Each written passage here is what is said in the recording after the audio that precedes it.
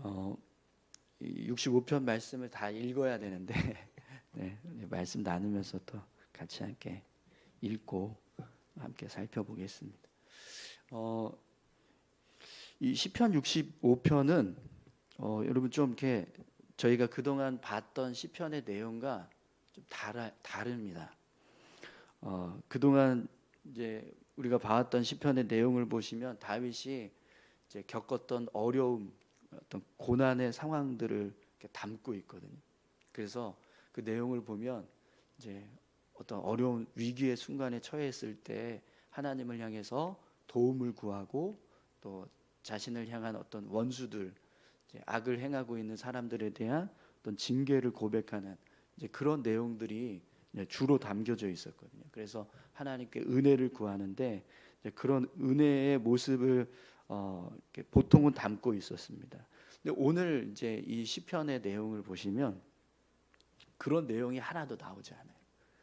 원수들에 대해서 심판을 해달라거나 아니면 자신의 어떤 위기 상황 속에 있는 모습을 이제 구원해달라고 도움을 요청하는 모습이나 그런 모습들이 전혀 나오지 않고 오히려 하나님을 향해서 그냥 만족하는 어떤 감사의 고백만 온전히 담겨져 있는 이제 모습을 보게 됩니다.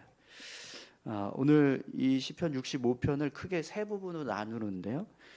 1절에서 5절까지 말씀을 보시면 오늘 우리가 읽었던 1절부터 5절까지가 다윗이 자신의 죄를 사함받고 또 자신을 구원하시는 하나님, 그 하나님을 향해서 감사하는 어떤 이제 믿음의 고백들을 담고 있습니다. 1절에서 5절까지 말씀 먼저 좀 함께 살펴보면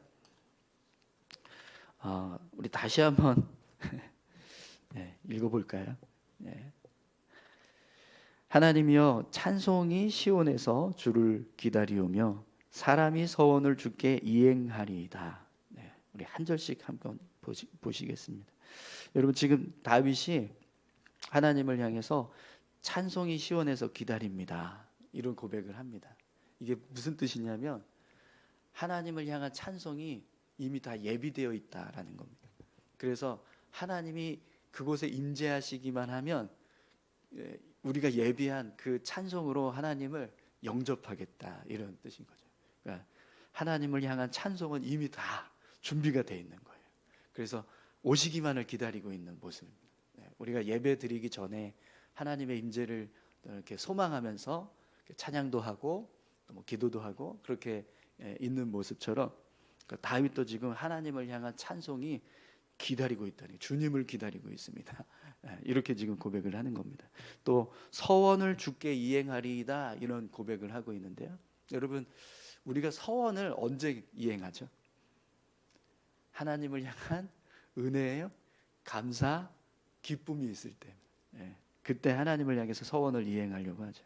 그래서 다윗도 지금 하나님께 서원을 이행하겠습니다 이렇게 고백하는 건 그만큼 하나님을 향한 감사가 넘치고 있다는 거예요. 근데 우리가 감사하지 못하고 기쁨이 없으면 아무리 서원 이행하겠다고 고백을 해도 안 합니다. 또 2절을 한번 보세요. 기도를 들으시는 주여 모든 육체가 주께 나아오리이다. 하나님께서 기도를 들으십니다.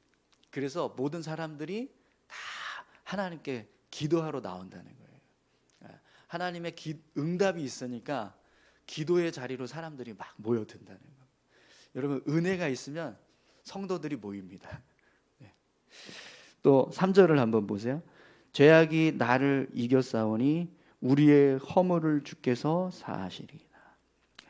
내가 범죄해서 하나님 앞에 섰는데 하나님이 용서하신다는 겁니다. 내가 가지고 있는 어떤 죄도 그걸 가지고 나아가면 하나님께서 다 용서해 주시는 은혜를 베풀어 주신다는 거죠. 얼마나 감사합니까? 나는 부끄러운 모습으로 섰는데 하나님께서 용서해 주시고 이렇게 보듬어 주실 때 그 은혜가 임하는 그 모습은 정말 감사한 모습이죠. 또 4절을 보시면 주께서 택하시고 가까이 오게 하사 주의 뜰에 살게 하신 사람은 복이 있나이다. 우리가 주의 집 곧 주의 성전의 아름다움으로 만족하리이다. 하나님께서 선택하신 사람들은 그들이 성전에 들어와서 거할 때 그 모습이 얼마나 감사한, 선택받은 사람들만 성전에 들어가서 하나님을 만나잖아요. 오늘 저와 여러분들이 그렇게 선택받아서 이 자리에 오신 줄 믿습니다. 그렇게 하나님의 선택을 받은 우리의 모습처럼 하나님의 성전에 나오니까 하나님께서 은혜를 부어주시는 거죠. 그래서 그 은혜가 우리 마음을 만족하게 하는 거예요. 여러분, 하나님께서 주시는 은혜로 만족한다, 이 만족하리이다, 이 고백은요 부족함이 없다라는, 어제도 우리 말씀 나눴지만 은혜가 충만하니까 부족함이 없는 거예요.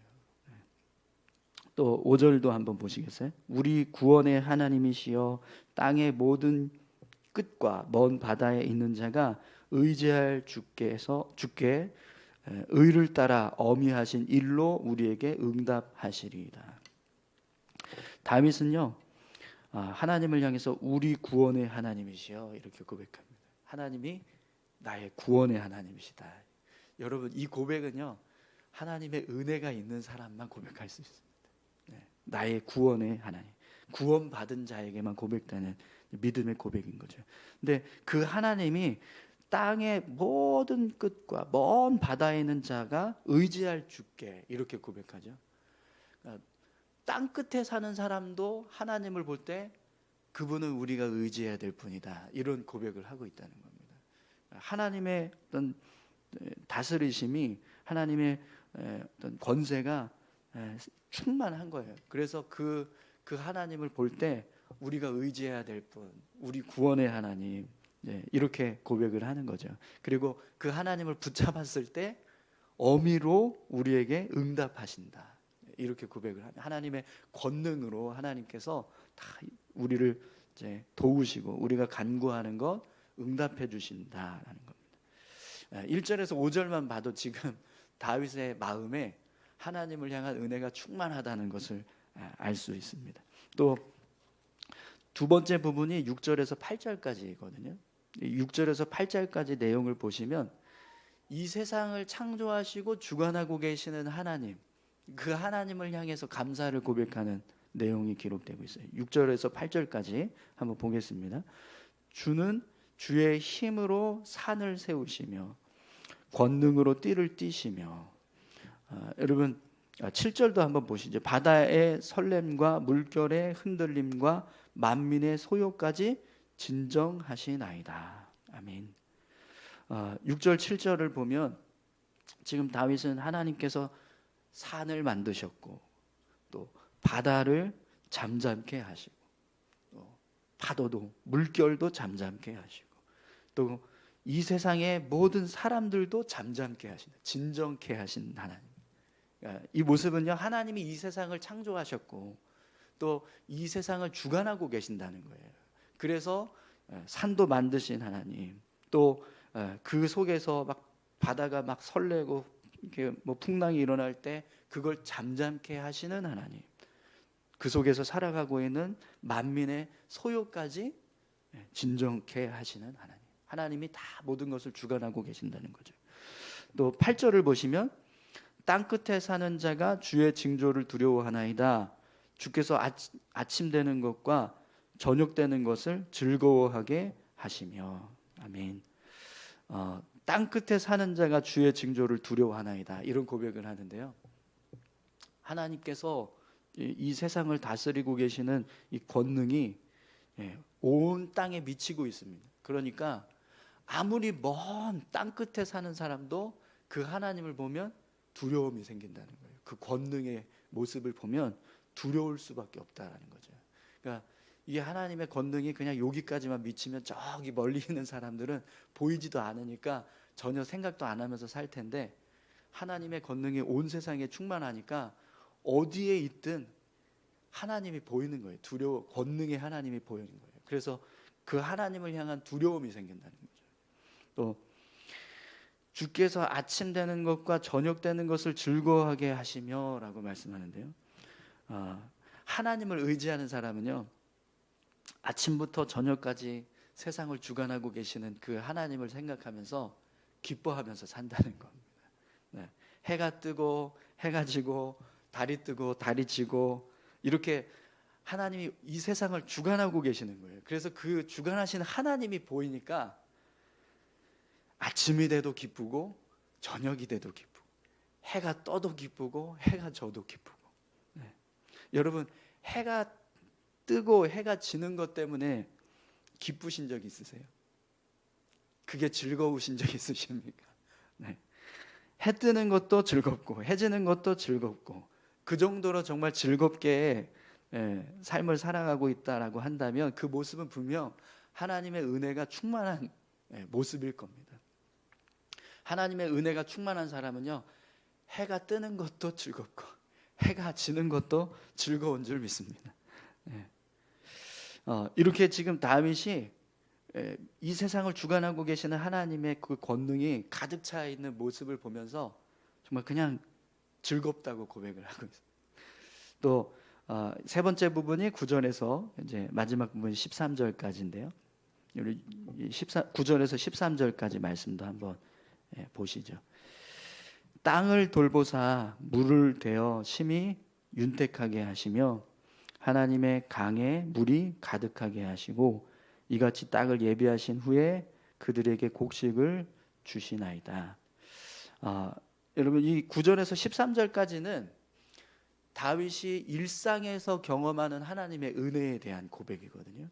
그래서 지금 9절을 보시면 땅을 돌보사 물을 대어 심히 윤택하게 하시며 하나님의 강에 물이 가득하게 하시고 이같이 땅을 예비하신 후에 그들에게 곡식을 주시나이다. 이런 고백을 하고 있는데, 그러니까 이 땅에 씨를 뿌렸을 때 그 씨가 자라서 곡식이 열리기까지의 과정을 보면 거기에 씨를 따라 물이 필요하면 하나님이 물을 주시고 땅을 윤택하게 하시고 곡식이 자랄 수 있도록 모든 일을 하나님께서 주관하고 계신다.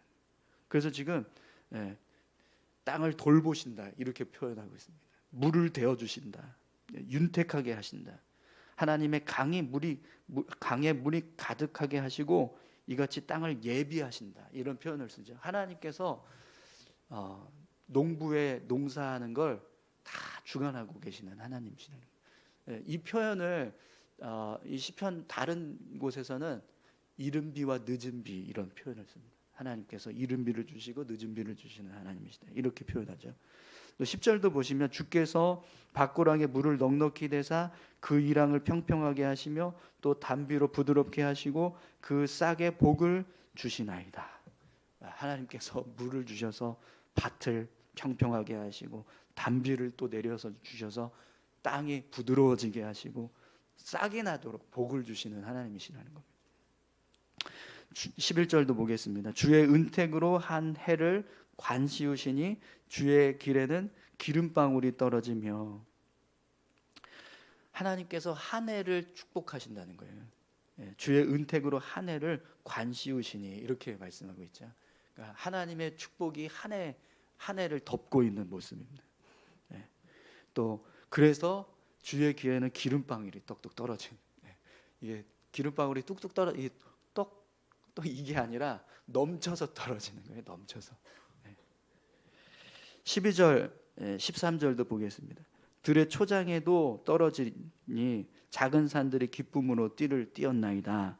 초장은 양떼로 옷 입었고 골짜기는 곡식으로 덮였음에 그들이 다 즐거이 외치고 또 노래하나이다. 아멘.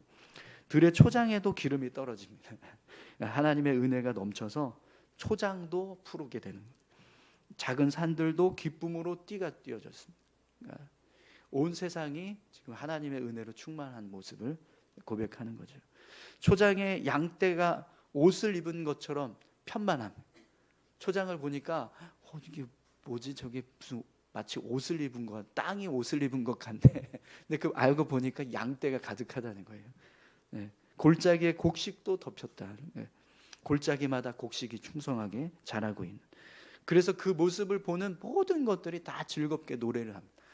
이 그들이 다 즐거이 외치고 노래한다라고 할 때 이 고백은요, 그냥 그 모습을 보고 있는 사람만 노래하는 게 아니라 초장도 노래하고 있고 그 초장을 덮고 있는 양들도 노래하고 있고 곡식 속에서 골짜기에서 자라고 있는 곡식들도 노래하고 있고, 그걸 보고 있는 사람도 노래하고 있다는 거예요. 다 모두가 다 하나님의 은혜 때문에 노래하는, 기쁨이 넘치는 그런 모습이 되고 있습니다. 여러분 어떠십니까? 말씀을 보면 지금 다윗이 내 원수가 나를 죽이려고 합니다, 좀 도와주십시오, 이런 고백이 있나요? 없어요. 이 위기의 상황을 좀 모면할 수 있도록 도와주십시오, 이런 고백이 전혀 나오지 않습니다. 그냥 1절부터 13절까지 오로지 하나님의 은혜에 만족하고 하나님을 향한 찬송과 감사의 고백만 올려드리고 있습니다. 그럼 도대체 다윗이 언제 이 시편을 기록을 했을까요? 어느 시절에, 다윗이 어느 시절에 이렇게 은혜가 넘쳐가지고 하나님을 향해서 이렇게 온전히 그냥 하나님께 감사하고 하나님의 은혜에 만족합니다, 이런 어떤 모습으로 이 시편 65편을 기록했을까요? 네, 오늘 이 시편 65편이요 언제 기록됐는지 안 나와요. 배경 설명이 없습니다. 그래서 도대체 다윗이 언제 이렇게 만족하면서 하나님의 은혜에 대한 감사를 고백하고 있는 걸까? 이게 궁금한데 알 수가 없습니다. 오늘 내용만 봐도 언제인가 이게 짐작이 돼야 되는데 이게 짐작이 안 돼요. 그냥 은혜가 충만했던 때, 이렇게만 지금 이제 이해가 되는 겁니다. 그래서 이 시편이 65편 말씀이 언제 기록되었는가 그걸 알 수는 없지만 차라리 그 배경을 알지 못하는 게 더 은혜가 돼요. 왜 그러냐면 여러분, 만약에 다윗이 지금 자기의 삶은 막 전쟁이에요. 폭풍이 몰아닥치고 있어요. 그래서 감사할 게 없고 또 만족할 게 없고 하나님을 향해서 기쁠 게 없어요. 근데 하나님을 향해서 이 시편 65편의 고백을 올려드리고 있다라고 한번 생각해 보십시오. 내 삶은 다 무너지고 막 원수들에 의해서 죽임을 당할 것 같은 위기 속에 있고, 뭔가 정말 그냥 절망적이고 좌절할 수밖에 없는 그런 순간들인데, 그 순간에 나는 하나님을 향해서 온전히 감사만 고백합니다. 하나님 감사합니다. 하나님의 은혜가 넘쳐나고 있습니다. 여러분, 하나님을 향해서 이렇게 우리가 나아간다면, 내 삶은 전쟁인데 내 입술은 하나님을 향해서 은혜가 충만합니다라고 고백을 하면서 나아간다면, 그 모습을 하나님께서 보실 때 뭐라고 말씀하실까요? 야, 너 좀 솔직해져 봐라. 너 지금 그렇지 않은데 무슨 소리냐? 너 진심이냐? 이러면서 이야기하실까요? 아니죠. 하나님은 지금 다윗이 고백하는 이 모습이 만약에 그렇게 어려운 순간인데도 이런 고백을 하고 있다라고 한다면 그 모습을 정말 귀하게 여기실 겁니다. 야, 그래, 너의 삶은 그렇게 은혜도 없고 정말 메말라 있는 그런 모습인데, 그럼에도 불구하고 너가 나를 생각할 때 이렇게 하나님을, 나를 향해서 은혜를 고백하고 있고 감사를 고백하고 있고 기쁨을 고백하고 있는 이 모습을 보면 내가 너무 기쁘구나. 너의 그 믿음의 고백을 내가 귀하게 받겠다. 이렇게 말씀하실 겁니다. 그러니까 우리 삶에 그냥 불평과 원망이 쏟아질 수밖에 없는 상황인데, 근데 하나님을 향해 감사하잖아요. 그럼 그 감사는 그냥 감사가 아니라 하나님을 향한 나의 믿음의 고백이 담겨지게 됩니다. 그렇기 때문에 그 고백을요, 하나님은요 더 귀하게 여기실 수밖에 없는 거죠.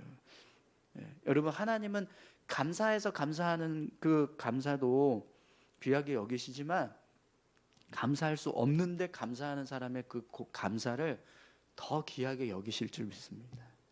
오늘 저와 여러분들이 감사할 수 없지만 감사할 수 있는 그런 믿음의 사람들이 다 되실 수 있기를 축원합니다. 어떤 사람은요 늘 불평과 원망을 쏟아내는 사람들이 있어요. 부족하면 부족한 대로 불평하고, 넘치면 넘치는 대로 또 불평하고. 여러분, 하나님께서 그 모습을 기뻐하실까요? 부족하면 부족한 대로 감사하고 넘치면 넘치는 대로 감사하고, 그렇게 하나님을 향해서 감사를 고백하면서 살아야 그 모습을 하나님께서 기뻐하시고 또 하나님께서 더 은혜를 주실 줄 믿습니다. 오늘 저와 여러분들이 그렇게 다윗처럼 예. 만약 이 시편 65편이 내 삶은 정말 고난이지만 그럼에도 불구하고 하나님을 향해서 감사하는 고백이 되고 있다면 그 고백은 하나님께서 정말 귀하게 여기시는 믿음의 고백이 될 겁니다. 그런 믿음의 고백을 올려드릴 수 있는 저와 여러분들이 다 되시기를 축원합니다. 또 여러분 반대도 그래요. 반대도 만약에 다윗이 이렇게 정말 은혜가 넘쳐서 하나님을 향해서 감사를 고백하고 있다라고 한다면 이 모습도 너무 귀한 게요. 지금 다윗이 고백하고 있는 이 감사의 고백들을 보세요. 부족함이 없어요. 그러니까 하나님의 은혜가 부족함이 없는 게 아니라 다윗이 하나님을 향해서 고백하고 있는 감사의 고백이 부족함이 느껴지지 않아요. 정말 온 마음을 다해서 전심을 다해서 하나님께 올려드려야 할 마땅히 올려드려야 할 감사의 고백을 다 쏟아내고 있어요. 근데 여러분 우리가 하나님을 향해서 감사할 게 있어서 감사할 때 진짜 정말 그냥 전심을 다해서 감사를 고백한다고 해보세요. 예. 마땅히 올려드려야 할 감사도 제대로 감사하지 못하는 사람들이 얼마나 많이 있습니까? 예. 이 정도면 감사해야 되는데 근데도 만족하지 못하고 감사하지 않는 사람들이 있어요. 예. 그런 사람들보다 정말 내가 온 마음을 다해서 하나님 작은 것인데 이 작은 것조차도 저에게는 이만큼의 감사인 것처럼 느껴집니다. 그래서 그렇게 고백을 한다고 해보십시오. 그 모습을 하나님은요 정말 귀하게 여기실 거라는 거죠. 오늘 본문을 보시면 다윗의 그 고백은 그냥 다 하나님의 은혜, 다 하나님의 기도를 들어주시고 응답해 주시는 것도 은혜고 죄를 사하여 주시는 것도 은혜고 성전에 들어가서 은혜 받는 것도 은혜고 찬송할 수 있는 것도 은혜고 산을 만드신 것도 은혜고 만민을 진정케 하시는 것도 은혜고 이럴 때는 이렇게 같이 맞춰 티키타카가 이게 돼서 좀 아멘 아멘 이러면서 가야 네, 은혜가 될 텐데 네. 네, 아까도 말씀드렸지만 해가 떠도 은혜고 해가 져도 은혜고 네. 네. 이것 때문에 은혜입니다 라고 고백하면서 사는 사람이 몇 명이나 되겠습니까? 해 뜨는 것 때문에 감사합니다 하나님 오늘도 해가 떴네요. 네. 해가 질 때 하나님 감사합니다 해가 지네요. 어제 밤에 월식이 있었대요. 아세요? 2시부터 이렇게 만월이 돼서 이렇게 월식이 일어나는 그런 일이 있었대요. 근데 자고 있느라고 못 봤는데, 네. 그걸 보는 사람은 아마 하나님이 경이로운 우주를 보면서 하나님의 은혜가 느껴지네요. 이러면서 찬양을 하는 사람이 있다고 생각을 해보십시오. 그 모습이 얼마나 귀하겠습니까? 네. 네. 지금 다윗이 정말 진심을 다해서 하나님께 올려드리고 있는 이 감사의 고백들을 보면 정말 하나님은 아마 다윗의 이 고백을 기쁘게 받으실 거라고 저는 믿습니다. 네.